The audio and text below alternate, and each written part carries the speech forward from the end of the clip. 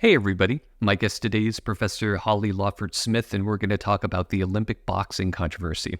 Welcome back to the podcast. Nice to be back. Okay, so I know there's been a lot of talk about this boxing controversy, and so I wanted to get your thoughts on it. Yeah, I've been following it closely, and I had a lot of feelings about it, and I found myself out of step with the wider gender critical movement.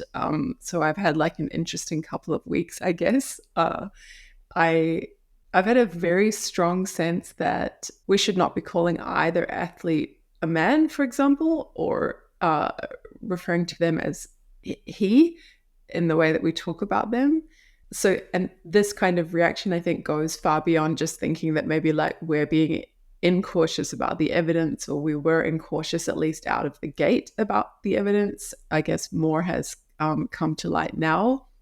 So I found this a really interesting, I guess, test of some of my intuitions that I have very strongly when we're talking about transgender athletes. And that's one of the features of this case, I suppose, that like in the public mind, at least initially, I think the athletes with differences of sexual development issue just got rolled together with the trans athletes issue. And I think the gender critical movement just brought all of its tools from resisting trans athletes to this discussion about athletes with differences of sexual development. And I guess there's just an interesting thing to talk about how much of the same resources can or should be applied over. But my very strong sense is like they shouldn't be. It's a very different issue. It's much more complicated. And yeah, the way of like just kind of coming right out the gate and calling these athletes men just looks much more like bullying to me. It looks much more disrespectful. I've been quite angry about it. I've been kind of ashamed of being part of the movement at the moment, the gender critical movement. I've seen people that I've really thought of as role models in like standing up for women's sex-based rights when it's come to what I see as the conflict of interest with trans rights activism, people like J.K. Rowling or Richard Dawkins. I think it would be interesting to talk about here. I mean, he made this absolutely incendiary tweet, in my opinion, referring to men masquerading as women. And this was quite early on in the controversy when we still certainly didn't have sufficient evidence. And I just thought that was such a, I don't know, outrageous way to refer to those two athletes. So I don't know. I know that's a bit of a mess of a like, I'm finding it difficult, challenging, kind of interesting, I guess, reflecting on some of the things I've been thinking about in the last few years about trans issues. Yeah. No, thank you for that. Yeah, I got the impression early on that people were jumping to conclusions. It was very unclear to me that we had access to their medical records, right? So I think a lot of people were just basing their judgments off of, I don't know, just like how these athletes appear, perhaps of what happened with something to do with like the International Boxing Association or something like that. Like, oh, well, there must have been something fishy going on. Maybe they're actually men, right? Oh, and they look like a man. And so then everybody just started, I don't know. Jumping on the bandwagon. I think that's right. I think at least again in sort of the gender critical corner of the world, I'm not sure if it had the same launch pad everywhere else, but I think it did actually. I think it starts with this article in Redux magazine. And I think they were not careful about how they reported on the issue, because they were sort of trying to bring the story of the IBA, the International Boxing Association, having failed or excluded these two athletes on eligibility.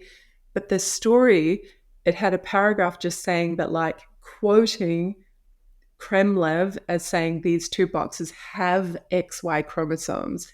And I think that really came across as these are just men. Like, there's no complication here. There's no trans identification. There's no intersex condition. These are just literally men like cheating, or men trying to pass themselves off as women for glory or whatever. And then several paragraphs down from that, there's some sense that these might involve differences of sexual development. And so because those two paragraphs were so separated, I think someone just coming to the article, wow, these two people failed a gender test, this association we've never heard of, most of us, has said that they are XY, and this is being quoted all over the place. And of course, the folk way of hearing that is just going to be, these are men. It's not going to be, oh, well, maybe he was speaking colloquially, but maybe that just means they're not female, or that's compatible. Like, that's a loose way of speaking about a range of different intersex conditions that we would class as male, but it might be quite complicated. Like, I think all of that really got lost. And then so probably partly because of that, and then partly because that opens the gate to like bring all the resources of how we all felt about Laurel Hubbard, for example, bringing all that to bear on these two athletes in this situation. One of the things I try to remind myself is that I can't trust what I see on the internet at face value, right? I think there's a lot of misunderstanding and also perhaps intentional misinformation that's going on. For instance, sometimes I'll see very anti-immigrant content on the internet, right?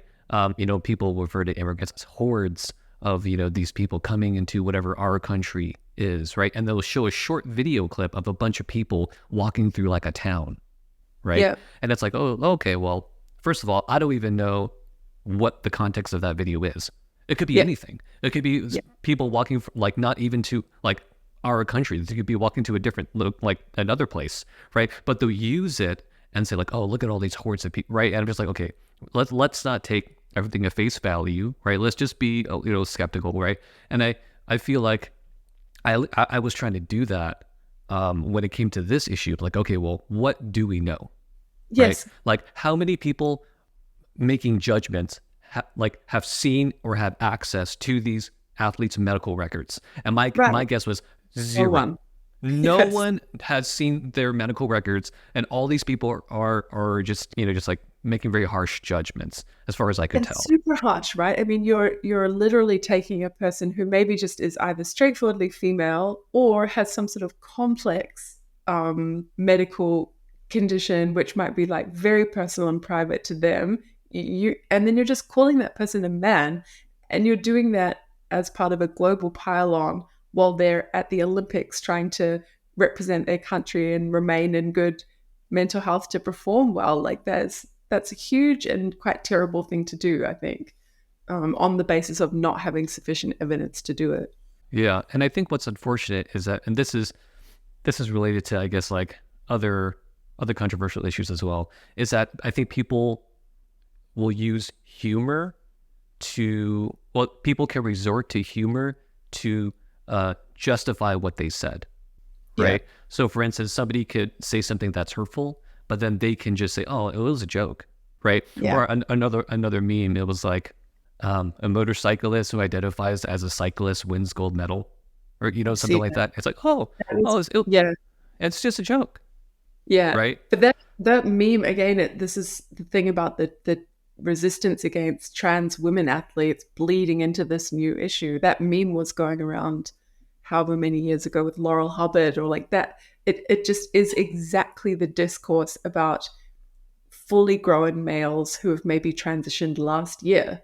That discourse is just being applied over to someone who might have been, again, we don't know what the DSD is, but we might be talking about someone like assigned female at birth, observed on the basis of female anatomy to be female, perhaps mistakenly so on a biological conception of sex, who then maybe later discovers or doesn't discover, depending on her beliefs and what the medical practice is like in her country.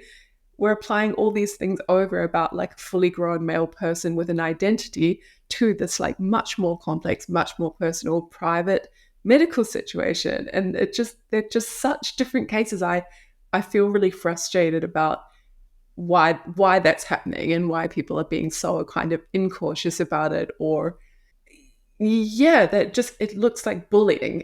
Yeah, that's what it seems like to me too. And I said this before, I just feel bad for these athletes. Like I don't know what they've been through. I don't know what they know about their, their own, bodies and stuff like that. I mean, can you imagine if somebody just starts calling you like a man? You're like, well, what do you mean? I know. It must be so disorienting. And some of this, I mean, people have been, I know there's been some commentary on there's always the like super left pushback, right? Which is just like, oh, well, you just have like racist ideals about what people are supposed to look like, right? Or you're just policing a Western conception of femininity. They say that even in the trans case, right? When you're dealing with a straightforwardly like male passing male.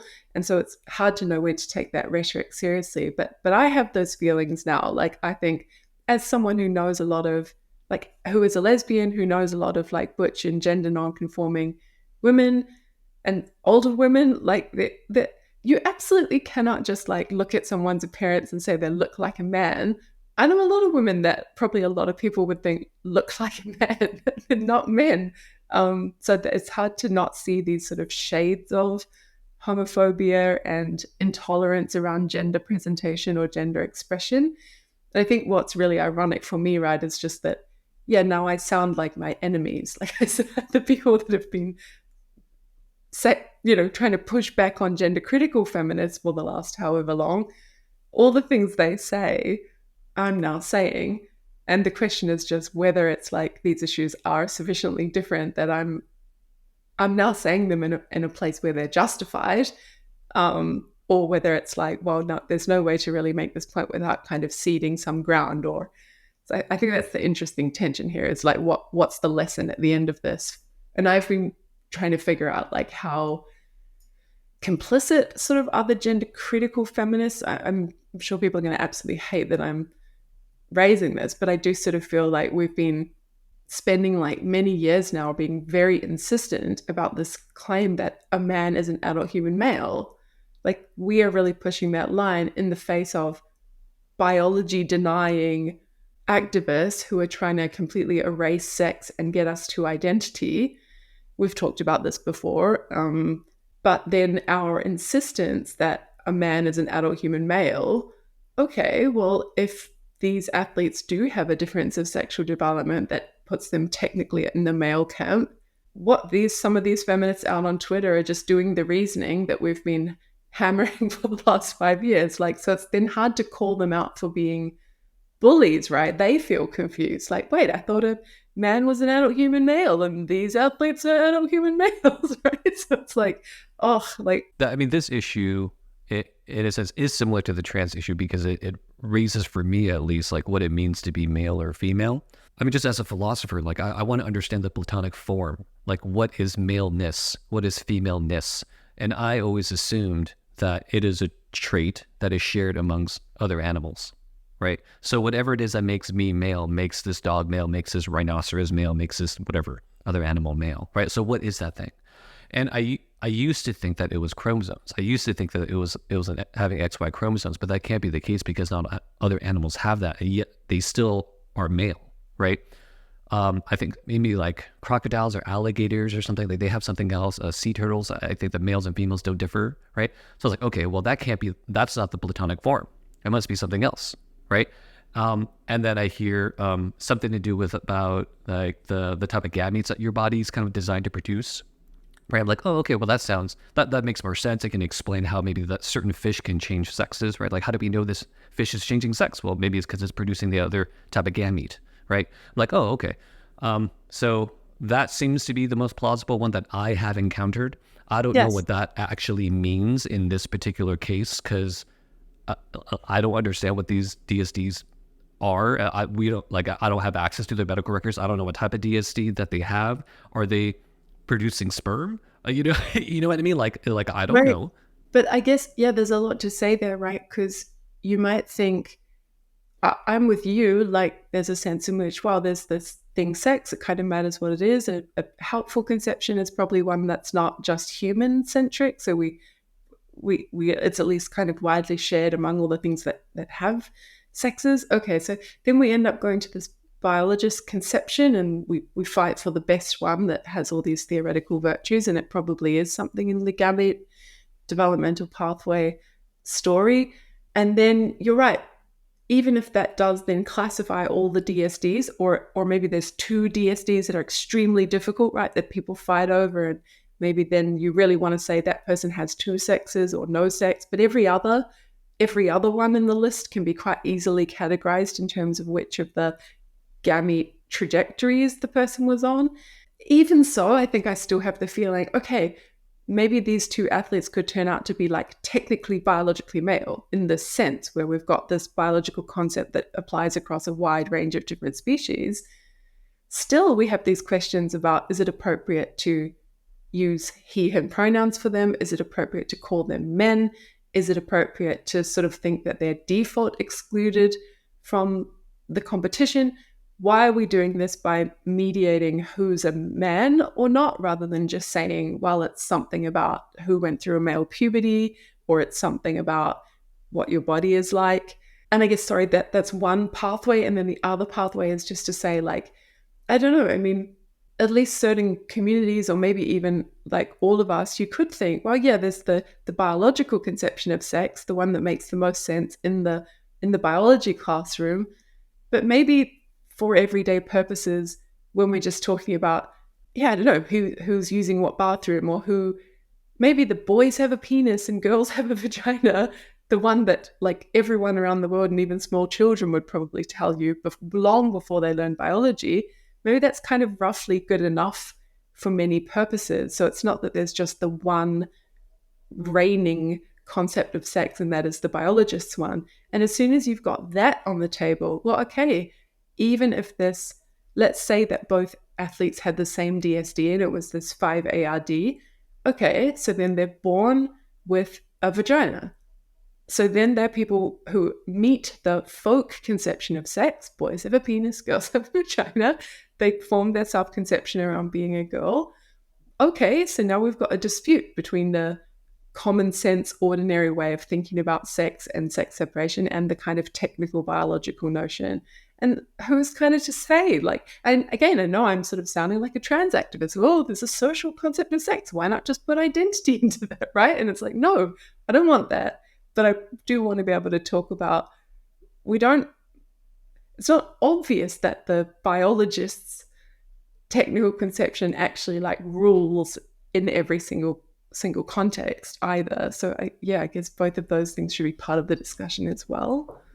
Yeah, I would agree with that. There's the biological discussion of what, maleness is. And that's, like the philosopher, trying to understand the Platonic form of maleness or femaleness. Like I understand that, right? And then like what you're saying is like, okay, well, how much does that actually matter in these social contexts, right? Yes. And I think those are two different questions, and I think they are important to separate. Because when it comes to sports, you may think that it's really about fairness, right? And the reason why people are pointing to the fact and, calling them, oh, these, they're men, is because the assumption is that they have an unfair advantage, right? Which I don't know if they do. Again, it comes down to what type of DSD. I interviewed Joanna Harper on this, and she's like, yeah, it depends on the DSD. Like, did they go through male puberty or not, right? Like, that's going to be relevant there. And she was saying, if I were in charge, I would test to see what type of DSD, and if they had one that gave them an unfair advantage, they would have to lower their testosterone levels to female typical levels. Yeah. That's so, and she understands that many people would not be happy with that policy, but she also admits that people are going to be angry about the policy no matter what the policy is. But she thinks that's the most fair. Sorry to interrupt. The thing I found a bit strange, so I watched that interview, but I found it a bit strange that earlier in the discussion, Joanna had said that requiring DSD athletes to reduce their testosterone can be really bad for them health-wise, in just the ways that it is, like in the opposite ways that it can be good for some trans athletes. I thought that was really compelling. So it was a bit surprising later on that was then her go-to for depending on the DSD, that you then have this requirement that they reduce their testosterone. There's been a lot of resistance to the idea, just in the trans case, that we have testosterone reductions. And the main objection to that is like, no, if a person goes through a male puberty, that builds all sorts of like things in the body. You have a greater, is it called wingspan up here? And then that can pack on more muscle. There's just all this stuff that happens as a result of a male puberty that gives you a performance advantage that's not about circulating testosterone at a time. So I think if, for example, the relevant DSD is 5ARD, which is what most people are speculating, same as Castor Semenya has, if that's the DSD, then they did go through a male puberty and they would have the exact same advantages as any typical male. So then reducing testosterone at a time would look like the wrong approach for the same reasons it's the wrong approach in the trans case, and for the reasons Joanna gives, that like, why would you ask a perfectly healthy person to change their hormone levels? And in particular in this case, when that's not therapeutic for them because they're not trans. So I found that slightly odd. Yeah, I thought that that distinction that she made between like, what would work and what would be more accepting for like a trans athlete would not be for a DSD athlete. I thought that was good. I hadn't thought about that. Yeah. I feel like I mean, her justification was, there has to be an extra duty of care because of the danger factor, the safety factor, right? Because for boxing, you're beating each other up. Whereas something like soccer, that just wouldn't apply. And I think that is a good reason.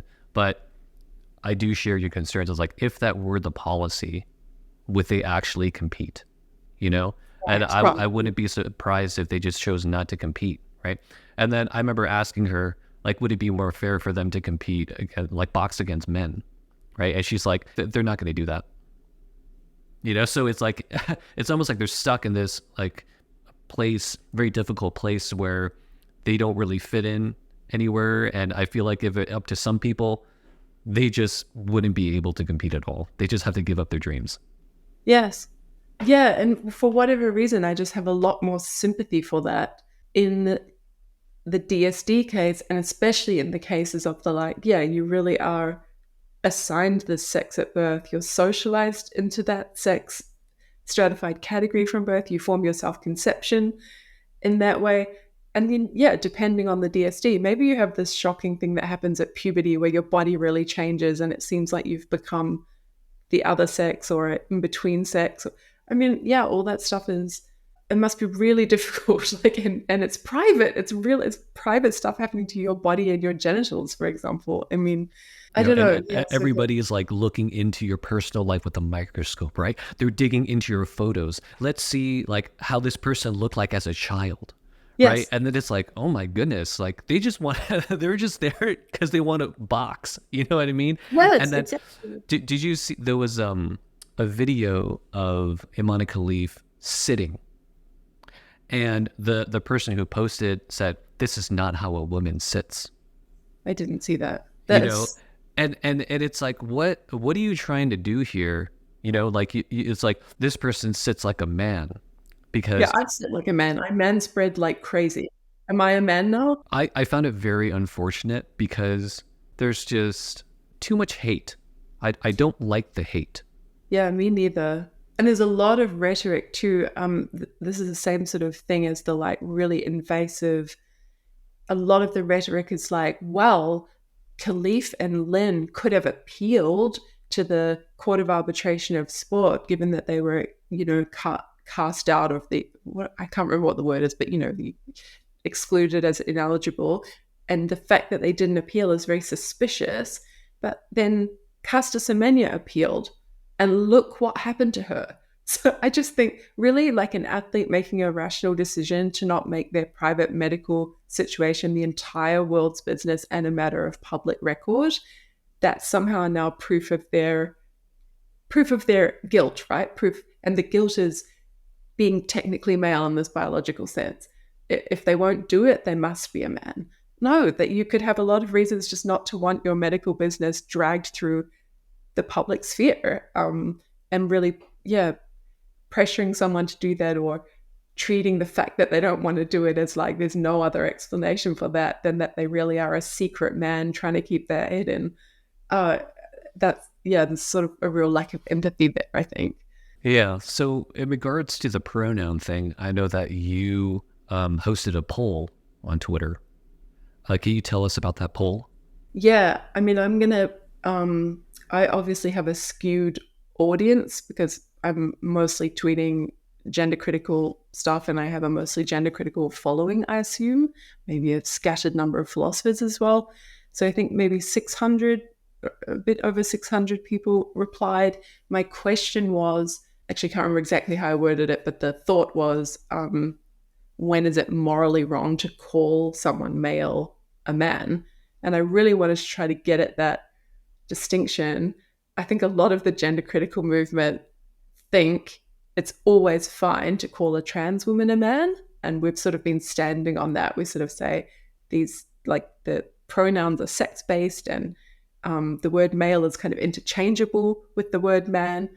And I just really don't have that intuition in the DSD's case. So the question was, when is it morally wrong to call a male person a man? Option 1, never. It's never wrong. Option 2, it's wrong when they have a DSD or they're trans. I knew that's going to get virtually no sympathy because of who my audience is. And then the next one was when they have a DSD, and that was meaning any DSD, which is going to include what people are speculating is the case for these two athletes and what was for Pastor Semenya, or only when they have a specific DSD like CAIS, congenital mix those two up, CAH, complete androgen insensitivity syndrome. And people, I think it was like 79% said never. It's literally never wrong. So long as someone is technically biologically male in this scientific conception we talked about earlier, you can call them a man. And that's just so jarring to my intuition, but that is what most of my audience said. And I'm not really surprised, because that's what I'd been seeing all over my timeline and what I had found so shocking. And then the largest minority said that it might be wrong in the case like CAAS. And so maybe SWIA would go in there as well. You have these few DSDs where someone's technically male, but they never androgenize, however you say that word, androgenize. So they remain like fully female bodied, or their exterior appearance is female, but they have this kind of internal situation where if somebody really looked, they would find male clues of a developmental pathway toward maleness or whatever, but no one would ever know without doing that sort of medical work. Are you surprised by that? Is that what you would expect? I'm not sure. I think it makes more sense given, I guess, your Twitter followers, maybe. I don't know what the general population thinks. Maybe they would think something similar. I don't know. Personally, though, it doesn't seem intuitive to me at all. I mean, if you're somebody who was raised as female, everybody thought that you were a girl, because you have female genitalia, right? Yeah. I feel like that's what should matter. Yeah. For any other person, like you have a particular understanding of your sex, right? And then what if one day you discovered, because almost nobody gets their like DNA sequenced, right? But one day you discover, oh, you actually have XX or XY, right? And then it's like, what? And then everyone starts calling you, oh, you're a man, oh, you're a woman, oh, you're a man pretending to be a woman, you're a woman pretending to be a man, masquerading. And it's just like, wait, what are you even talking about? Like, I have this genitalia, like, I just feel bad for them, Yeah, and I think you would. What I imagine I would do, or when you watch a CAIS person do a YouTube video or whatever, talking about the shocking, what it's like to try to get pregnant and then find out why you can't because you're technically male. Yeah, I think it would be this technically word that I keep adding. It's like, yeah, you would just sort of, I'm a woman, but I've found out this kind of weird fact that probably, I mean, it does matter for this thing if I'm trying to get pregnant and this is the story of why I can't. Like, I learned something about myself. I might find it a bit hard to accept. I might worry that my partner might reject me, especially if they're very homophobic and they associate this pathway with being a man. I don't know. I mean, there's going to be these kind of questions, but I don't think I would update my self-conception like, well, I guess I'm a man now, and go around, I'm joining the man side of the barbecue now, and the women are over there having the drinks and I'm helping the barbecue. It's just ridiculous. So yeah, the fact that so many people have taken this, take Kremlev's word for it about what this private medical information was, that there's a Y chromosome, and then just take that as a license to start calling someone who you've now seen the childhood photos of looking like a girl, calling them a man. It's just wild to me. Yeah. I think one of the lessons that I draw from this is that there's not enough nuanced thinking. Yeah. Right. There's people are too quick to judge, too quick to jump to conclusions, and aren't just taking the time to be like, wait, hold on for a second. How much do we actually know? And how much is a speculation, right? And then let's assume these certain premises. What actually follows from that? Yeah. And is that morally justified? Does it mean Yeah. that, that we just start, calling them a man or, something like that? Yeah, I don't know. I do wonder if it's like, in terms of explanation of how we got here, because I think I go between feeling like angry at the one impulse is to feel kind of angry at the trans activists, right? Like they weaponized intersex conditions. They stole some of their language, like assigned female at birth. Now that doesn't mean that anymore. People think it means a man pretending he doesn't have his sex, right? So I feel a bit angry because they'll say, well, I was assigned male at birth, but they just mean I'm male. It's okay. So they've sort of stolen their language, and they've sort of used them as a shield, because then the thought is like, well, if there can be these people with differences of sexual development where their sex is a bit like in between the two or complicated, or we want to treat someone who's technically one thing as the other thing, or we want to let them correct the legal record of sex because they were observed incorrectly. The trans activist movement has used that to get its agenda forwarded, and its agenda is very different. So in a way, the more like militant gender critical part of me wants to be like, look, we responded to that nonsense. Like we didn't want intersex people to get caught up in this culture war, but trans activists are the ones that put them in that awful position. And our resistance of trans activism has now meant that we have these quite black and white positions that are having negative effects now that intersex athletes kind of are at issue.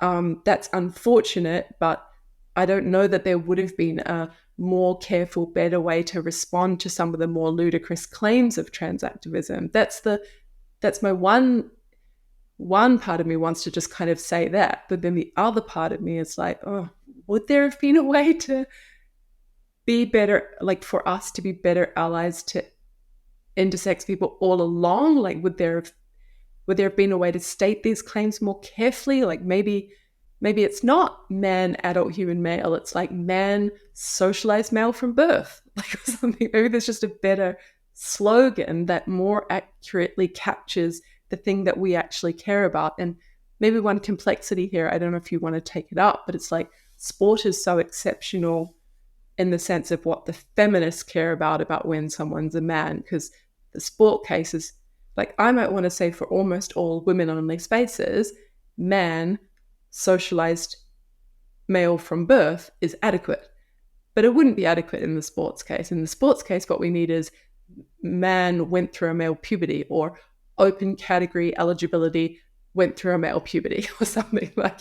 And so it's the thing that does, it's about the body, right? And it's about the body in a way that actually for a lot of women-only spaces that are at issue for the gender critical feminists, it's not about the body, it's about the socialization of the sexes, which is done because of their bodies, but it's not the mere fact of their bodies. Yeah, I think I understand what you're saying, because you're trying to extrapolate what the relevant part is, right? Yes. For something like sport, the thing that's relevant is the unfair advantage, or whatever the supposed unfair advantage is, right? Yeah. And because we want fair sports to be fair, then we have to find some way to control for that, right? But if we're talking about other areas of life where we're not talking about fair competition in terms of like physical strength and prep, right? Then it's going to be something else that matters. And you're saying for those other situations, it's about being socialized as a man. Yeah. Okay. Exactly. And so often, like in my last book, Sex Matters, I can't remember exactly what the footnote is, but I have a footnote that says intersex athletes, like athletes, sorry, no, that's not, intersex people are a kind of, nothing that I say in this book about trans women and about the conflict over women-only spaces, nothing is intended to apply to intersex people.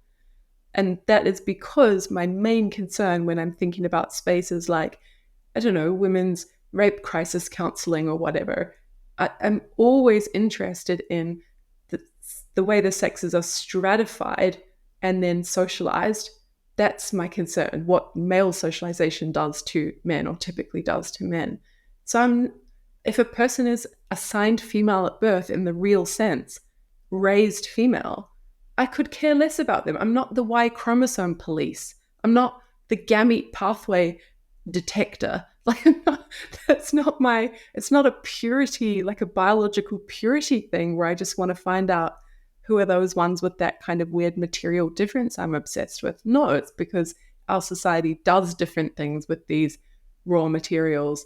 So I almost wonder if, like, sports, and I guess maybe if there's anything else, like would crime, for example, be a thing where we're more plausibly leaning toward a biological component for the people who think there's a biological component as well. Then you want to talk about bodies and development and who should be in the category that you want to, like, have protection from, or segregate for some purposes. But for everything else, boys with a penis, girls with a vagina, or whatever you were assigned at birth, that would do just as good work, like, for the feminist purpose. And that there's just no need to be talking about most intersex cases then. They're a red herring for our discussion. Yeah, I want to get a better understanding of this.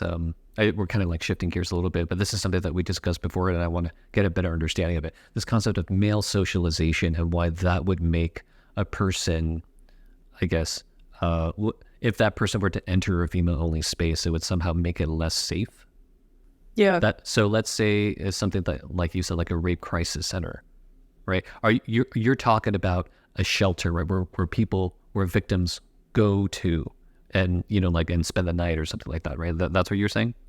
Yeah, or I was just thinking of, like, a counseling group where people have a high trust, is it called, like, a therapeutic setting, like 8 or 10 people with a lead counselor, and people just talk about their experiences and try to, like, provide some comfort and solidarity, and the therapist helps you talk it through, that kind of setting. That's not about safety, by the way. I mean, it would be another thing to say if there was a rape crisis shelter, like, where people are staying, and we wanted to be careful about the risk of, like, assault and therefore re-traumatization. What should our should we have a sex-based policy, or what should our policy be? But I was really just thinking about something like a female-only rape counseling group.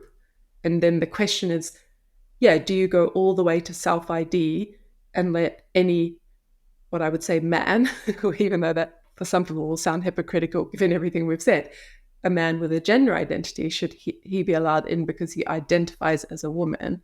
There I would want to talk about the thing that's relevant is not his mere biology or the fact that he was on some gamete pathway.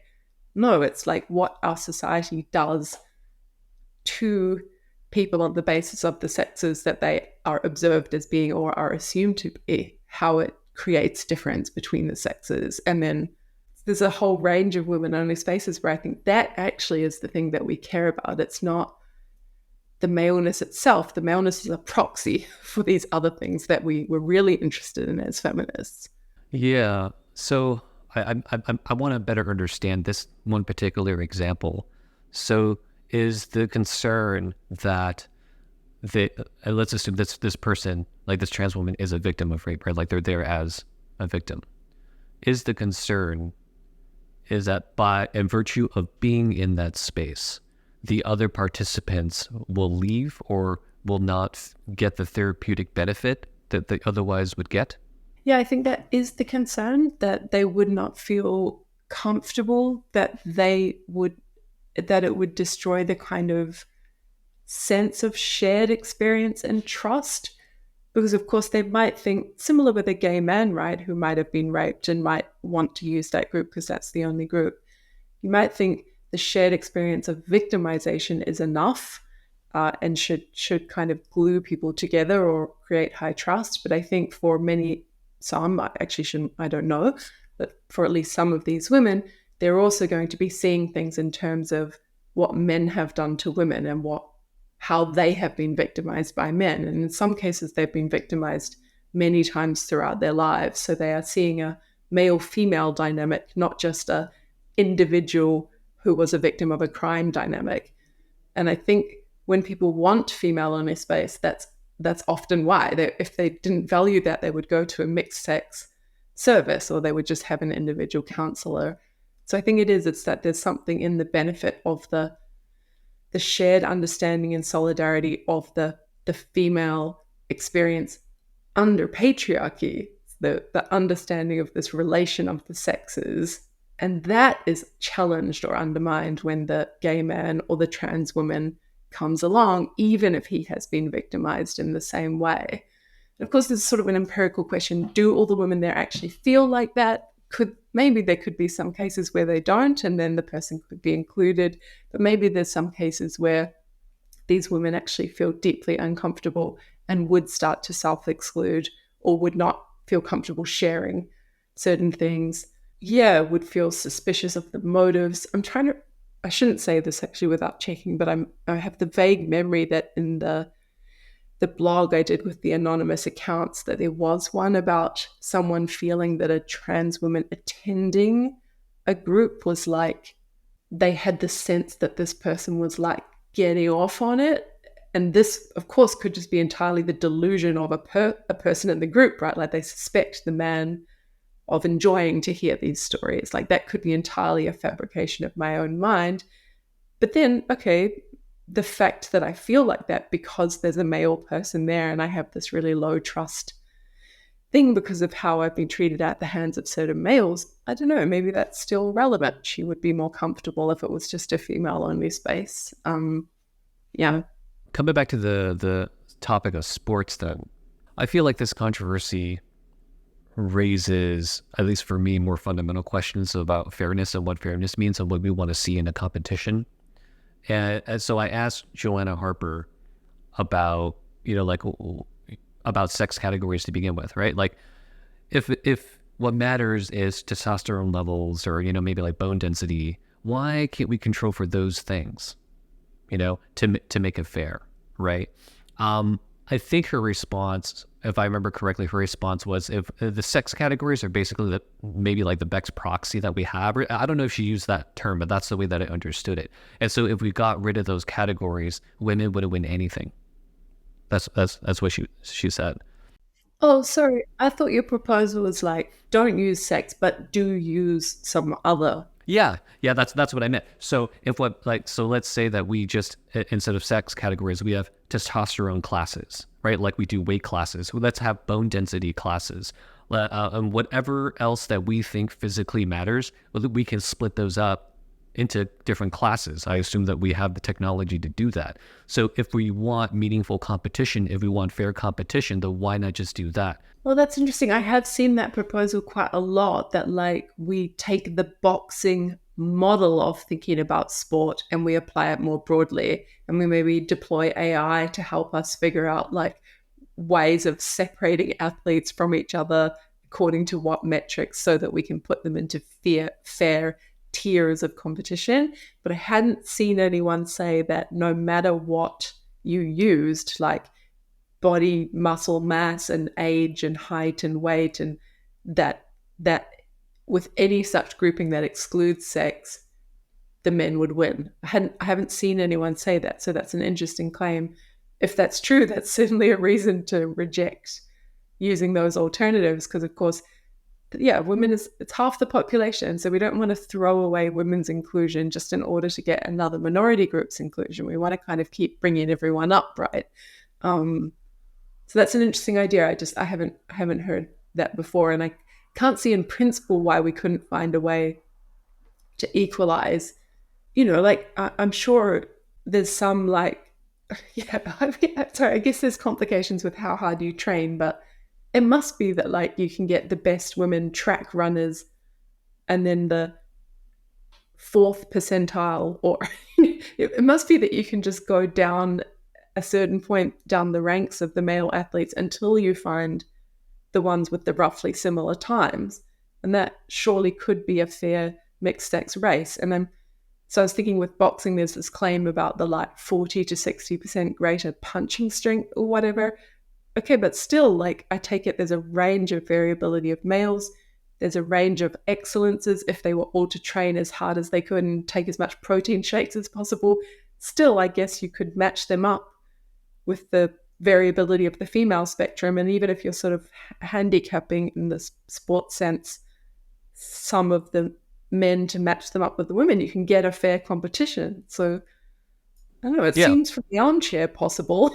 Yeah, like I don't know anything about sports. Okay, I just want to clarify that I am not an athlete by any means, and I know very little about sports.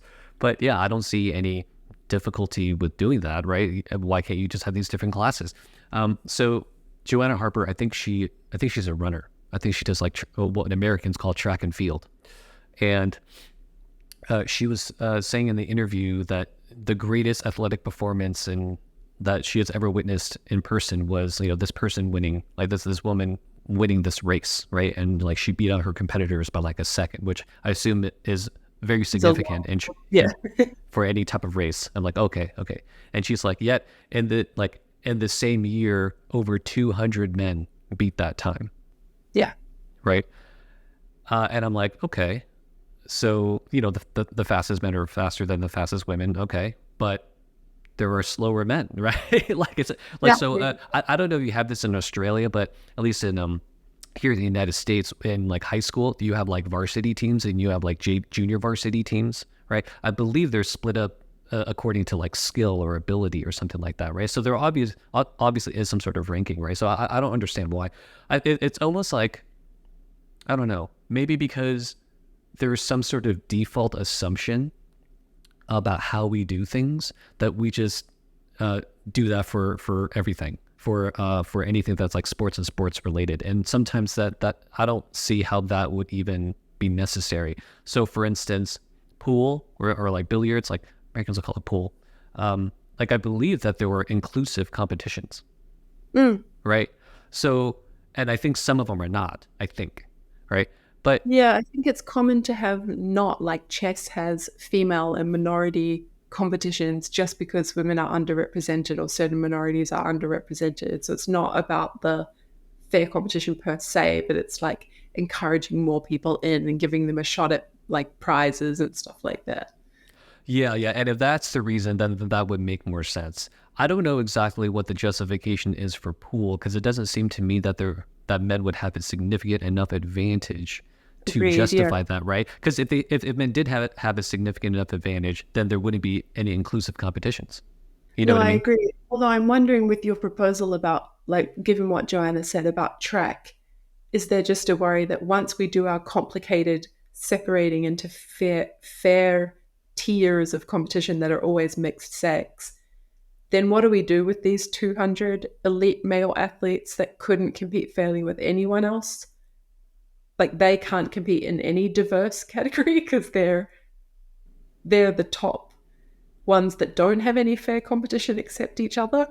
And then is it that, so either we just exclude them from sport, but then if we don't, the worry is that like they're the exciting ones to watch, so they keep being the ones that everyone wants to pay to see and gets excited about, and then you just create another version of like the real Olympics and the so I wonder if that is kind of the reason, like the only way you're really getting the kind of inclusion that might be a good compromise is by having sex separated stuff, and then at least you're really bringing women in rather than having this stuff that's fairer for everyone else, but you've got this weird top 10% of men in almost every sport that you don't quite know what to do with because you can't integrate them because they can't compete fairly with anyone else. They're too good. I don't see a problem with them competing against each other. But the question is, who's then watching the boring ones? Is my question. Like So maybe I mean, I don't know. I'm not into sports. I don't really know why people watch sports to begin with, honestly. So I am the last person who can speculate on this. But if there is already elite sport and like not elite sport, then wouldn't the same like reasoning apply? Like who would I watch think people non-elite sport? watch. I mean, people watch their kids play amateur sport, right? But they wouldn't go and watch some other kid because it's boring. And then we watch professional sport, but maybe we watch tournaments, so we don't mind watching a bit more average people get knocked out. But we want an exciting, entertaining, fair match. If even if it's soccer or it's like whatever the thing is, you want to see skill and you want it to be exciting if it's a competition. And yeah, I think I just imagine that you probably would not get the spectators and you would not get the money and you would not get the sponsors and so on if you have these like quite third tier in the public's mind competitions. And my worry is if you're always just siphoning off the best men, and that's a separate thing from your diversity integrated competitions, you just might not get the support for those. And I am sort of wondering, like, if all of this is really like a redesign in the interest of trans and intersex or only intersex athletes, I feel like because your sympathy probably goes to both, I'm not sure, but my sympathy really is going to differences of sexual development, intersex athletes. I'm not sure that I think I'm kind of open to the idea there's just such small numbers of people, maybe at least in the sports where there's not like a risk of knocking someone's, like killing someone or whatever, which there might well be in boxing, but in most other sports, maybe just the right compromise is to let them play. Like that's I would die on the hill of trans women. Like that's not fine, but I don't see a huge problem in just like leaving sex separated sport as it is with the inclusion of intersex athletes in the category of their assignment at birth or whatever. So I don't feel as strongly as many other people seem to do that, like, oh, like if that person went through a male puberty, they're a man or they're a male and they need to be excluded in exactly the same way as how we approach trans women athletes. And I know that someone could make the same argument for trans women, and indeed they have done. They have said they're just such small numbers. The benefits of sport to them are so important. It's so good for their mental health and inclusion and so on. You could run the same argument. You absolutely could. I just don't accept the argument, but you absolutely could run it. Stop complaining about both of these categories. Just let them compete, care a bit more about inclusion, and then you at least get the benefits of keeping mostly sex separated competition rather than going for these much more complex, stratified solutions that can accommodate everyone. Yeah, I guess the perspective that I'm coming from is not necessarily my sympathies for trans and DSD athletes. It's really, I don't know. I think it's just more of a philosophical for me. Like that's just like my approach. Like I obviously value fairness. I don't particularly care about sports myself, but I understand that it's important to a lot of other people. And it's like, okay, well, given that this is a long-standing social institution, there's a value of fairness that's involved. Well, let's figure out what that means. First, what is the purpose of sports? Right? What is the goal that's trying to be achieved? And I feel like if we start there on the conceptual level, we can then end up perhaps with better policies that meet those goals, or at least help us attain those goals. No, I think that's a really good approach. And I think one thing that helps to point out is like, well, if we're talking about the Olympics, right? So, because maybe sometimes we're just talking about boxing or something, and then or rugby, these are cases where there's not only a fairness question, but a safety question. And you really want to like think through, okay, maybe, yeah, anyone who's gone through a male puberty, set this question about who's a man or even who's a male, just set it aside. It doesn't matter. If you've gone through a male puberty, it's not safe. It's not going to be fair. Then you can't compete. Fine. The goal of Olympics does seem to be like international diplomacy and inclusion of people from many countries and having specific dedicated spots for developing countries and really emphasizing inclusion and sportsmanship and camaraderie. And given that those are all the values, again, then it looks like there might be more pressure on the idea of including intersex and trans athletes, in particular if they're coming from certain countries more than others, rather than like standing on this principle of exactly and only fair competition in that particular sport. Sorry, that was the thing I was trying to say. Yeah, I don't see how that would be inconsistent with what I'm proposing, right? So if part of the goal of the Olympics is representation and inclusion, then wouldn't that just include trans and DSD athletes as well? But also we have this conception of fairness, right? So then we also try to figure out simultaneously how we get meaningful competition because we also want to see that. So Yes. then it wouldn't necessarily be sex categories. Yeah, agreed. It wouldn't settle the matter. I think, in some of the philosophical discussion in philosophy of sport about this, there's this question of like, should you just have these values all on the table and try to balance them, right? Or should you, John Pike thinks you should give them lexical priority. And at least for rugby, he argues it should go safety, fairness, inclusion. So safety is really taking this paramount position. And I'm sure he would say the same thing about boxing because it has the same kinds of physical risks. But I think for the Olympics, it's probably going to be a balancing approach, right? Like, this is really an exercise in international diplomacy. It's really an exercise in like building a global community so that we don't start wars with each other.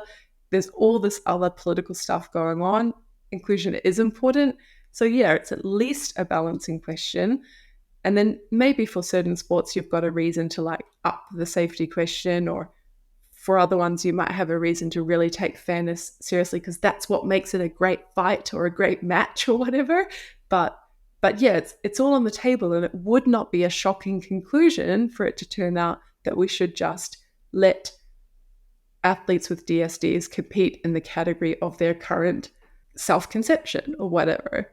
And that is where I find myself very out of step with the rest of my feminist team because they just seem to want to say, no, that person's a man, so they should never be competing alongside females. No, as we're saying, there's just a lot of values we have to think through, and that might not be the conclusion that those values support. The thing I want to end on is this overwhelming hatred that I see on the internet. Yeah. I can only imagine like what the athletes are going through, you know, like people sending them hate mail and stuff like that. It really bothers me. And I think that what I wish people understood and acted accordingly is that you can have fundamental disagreements with other people, right? But it doesn't have to be hateful. Yeah. You know, and I feel like it detracts from everything else that we find valuable. You know, like I almost think hatred is like this social poison that can ruin relationships and families and societies. You know, it's like it's some like really like if you want to make an analogy with food, it's like just this toxin that if you put in any dish, it's just going to make it taste bad. You know what I mean? It's like it has that much negative power. And I wish people could isolate that from just the disagreements, you know? So for instance, I'm not religious. I wasn't raised religious, but the grad program that I went to was very, very religious. Everybody around me was super duper Christian. Okay. Like I didn't even know those people existed anymore. That's how like different a background that I had growing up. Yep. So I obviously have disagreements with them, you know, but our exchanges were never hateful. They were never hateful. I like some of them are like my best friends. You know what I mean? And they're going to be my lifelong friends. And this is, I mean, you know, me being naive or something, but this is just how I kind of see the world, right? Like every person out there is a potential friend. Yep. Sometimes I'll see people get into a conflict that was really unnecessary, you know? Yep. And I just feel really disappointed and disheartened because had that situation been slightly different, they could have had a positive interaction, right? Like, okay, let's say you get into a car accident with this person and now you start yelling at each other and maybe you even start, you know, fighting each other, right? Well, what if you had bumped into that person in a bar or a restaurant, right? And that you could have totally had a positive interaction and you would have walked away from the interaction thinking something completely different. You would have thought, oh, that guy was cool, you know, or something like that, right? And I feel like because, I don't know, it's almost like we're not thinking of the potential positive relationships that we can have with other people. You know, and then so our reactions and behavior are dominated by this one particular interaction and this one particular circumstance. Yeah. I mean, I certainly take your point about wanting there to be like less hatred and less contempt in the political and moral discourse. And I find that very off-putting. And in this case, I have been finding it very upsetting. And it's one of the things I've really liked. I hadn't had, I think, any exposure to Christian philosophers until I met Thomas Bogatis. And it's one of the things I've really liked about watching, you know, I watch a video of him giving a talk and he'll start it off just by kind of very clearly stating these specifically Christian values, how he's approaching the controversial subject, but he'll name these things. And I think it takes a lot of the heat out of how the dialogue goes after that, because he's being very clear about how he's approaching the issue and how he wants to be approached by others, even who disagree with him. It's not a thing that secular, if that's the right word, philosophers tend to do. Like, we don't really ever talk about acting out of kindness or compassion, or, that's not a spiel that we would ever give at the start of a talk. I will say, maybe slightly in defense of the gender critical feminists, even though I think many have been acting badly, I think they have a long, they're probably triggered by the claim that they should be kinder. And that's because, like, there has been a lot of this attempt to, like, shut them down and silence them on the grounds that they are being unkind, when they try to state what they see as, like, the conflict of interest or the sorts of rights that they're losing. And I think I have often seen this trajectory where women that are new to the fight will be, like, so respectful, and they'll use the preferred pronouns, and they'll say a lot of generous stuff, right? Like, this is, trans experience is really important. I feel a lot of compassion for blah, blah, blah. But as soon as they cross a leftist orthodoxy, right, like they say the slightly wrong thing about what the approved opinions are, they're just met with so much hatred and hostility in response, or their police. And I think that does tend to kind of just, well, people just give up on, why bother with the civility and the extreme caveats every time I speak. Maybe I'm just going to speak now. And when anyone tries to shut me, like when anyone tells me to be kind or be more compassionate, I'm just going to start hearing that as telling me to shut up. And I felt a bit of that myself in the course of this fight. So I sort of want to be, on the one hand, agreeing with you and saying we actually do really need to reintroduce some of these values and a bit more empathy, especially if we want to have a constructive discussion going forward. But then on the other hand, I want to be like, preserve the feminist right not to be told to be kind, because so often that is just like telling us to be feminine and telling us to shut up. So it's kind of getting that balance right, I guess. Yeah, but that would be the result of hatred from the other side, right? Or from your opponents, right? And this virtues of like kindness and compassion and understanding, like that applies to everybody. Yes, but it's how we respond to that, I think, because then it's like maybe we start out respectful, but then we're met with this kind of wave of hatred back, but then we drop any attempts at civility, and maybe then we seem quite hateful in return. Like, because of course the way things have escalated, if this current boxing situation was not about intersex athletes, but it was, say they were just trans, it's still probably looking pretty hateful to outsiders, right? I mean, lots of outsiders would think calling a trans woman a man is really disrespectful and, yeah, undermines his identity, blah, blah, blah. Those same intuitions that I have about why it's wrong to call Khelif a man, many people will have those about calling a trans athlete a man. So that the sense that there's like a lot of bad behavior or whatever, at least, going on here, I think. It seems to me that hate begets hate. Yeah. Right. It's easy for it to do so because I think we have to draw on internal strength not to respond in kind. Yeah. Right. If somebody curses at you, there's a big part of you who wants to curse at them back. If someone's fighting you, you want to fight them back. If somebody's fighting you, they are the last person you want to be kind to and be compassionate to, Yeah. And so I think I understand that. And I don't know, maybe we should take this as a call to become, to act as our better selves. And I don't know, like I keep thinking about Daryl Davis. I mentioned him last time too, about the guy who talked to, KKK members. I mean, the fact that somebody can do that, somebody who's willing to have a conversation with a Klansman, that's a powerful example, right? It's powerful, except that he would never have been in doubt of his moral correctness. And I think these current disputes they're harder than that, right? Because each side feels that they really have moral correctness, and there's this encouragement of them to come together and speak with compassion to try to resolve their disputes.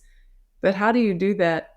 Like, I'm not disagreeing with you that he was an extremely generous and kind of incredible, exceptional person, but he would have always known he is going to baddies to try to show them that to humanize Black people, by making friends with them, and he would have known the effect that that can have. And a trans person might take that attitude to a gender critical feminist, and a gender critical feminist might take that attitude to a trans person. They want to humanize themselves to each other and try to make a constructive partnership to go forward. But each one thinks they're in the moral right. And I think so far we have not settled the issue, right, of which one really is the parallel of Davis. And I think that maybe makes it a harder ask. Yeah, but I would say that the white supremacist also believes that he's morally right. Right. But So he both, doesn't believe he's meeting Daryl Davis to persuade him, right? Or do you think he I don't does? know. I actually don't like. I don't really know the context of like his conversations, so I can't say. But I don't even know if he necessarily like something that Daryl Davis has said is that he didn't set out to convert anybody, right? He just wanted to know how somebody could hate me without even knowing me. So it was a goal of seeking understanding. I do hear what you're saying, and I think that the mission that I think should, I don't know, is commendable is understanding, right? You don't necessarily have to think, oh, well, I'm obviously right, and and this person's obviously wrong, and I'm obviously good and they're bad, right? Like I don't think that's necessarily the right attitude, right? The goal should be understanding. Like, why is this person a white supremacist? Something they went through put them in that situation, right? Yeah. And I want to understand what it is, right? Yeah. Or something. And I don't know what the white supremacists thought when they met Daryl Davis. I'm not sure. But yeah, so it must be, and so that's kind of like my approach too. Why do they think what they believe? There must be some reason, right? Like there must be some reason why this person is super duper religious, right? There must be some reason why this person is super duper anti-religious, right? Why? Why is that? Yeah, I mean, I certainly agree. I think we would make a lot of progress if we just kind of went in with that sort of curiosity and attempt to understand. And in the course of doing that, I'm sure we would then forge friendships or more positive interpersonal relationships that would enable us to resolve our disputes more constructively. It'll certainly be a step forward. I think it's a good place to wrap things up. Thank you so much for being here on the podcast again. Yeah, nice to chat about this. I've been wanting to talk it through, so I appreciate the opportunity. Thanks for tuning in to The Ethical Frontier. If you want to support my work, you can do so at patreon.com/ChenPhilosophy.